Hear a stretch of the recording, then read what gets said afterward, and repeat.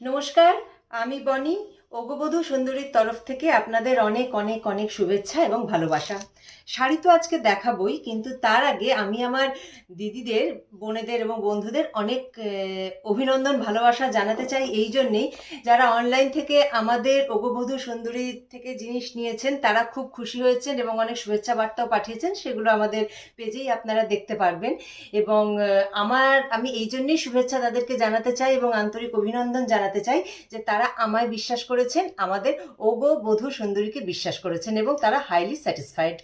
তো আজকে আর বেশি সময় নষ্ট না করে আমি মানে মূল প্রসঙ্গে চলে যাই, যে শাড়ির যেগুলো দেখাতে এসেছি।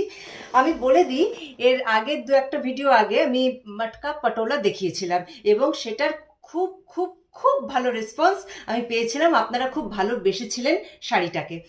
তো আমি আজকে দু ধরনের শাড়ি দেখাবো। প্রথমে মটকা পটোলা দেখাবো, কিন্তু সেটা একটু অন্য ডিজাইনে এবার এসেছে। তাহলে কথা না বাড়িয়ে আমার দিদিদের এবার দেখাতে শুরু করে দিই মটকা পটোলা। এই যে আপনাদের জন্য চলে এসেছে মটকা পটোলা। আমি প্রত্যেকবারের মতোই একটা শাড়ি মানে যতটা সম্ভব খুলে দেখাবো, আর বাদ বাকিগুলো অল্প খুলে দেখাবো, কারণ বুঝতেই তো পারছেন এই যারা মটকা পটোলা নিয়েছেন এবং অন্যান্য শাড়ির ক্ষেত্রেও বারবার খুললে শাড়ির ঘাঁজ নষ্ট হয়ে যায়, শাড়িতে হাওয়া ঢুকে যায়। আর মটকা পটোলা এত শৌখিন শাড়ি, এত মানে সফিস্টিকেটেড শাড়ি এবং বডি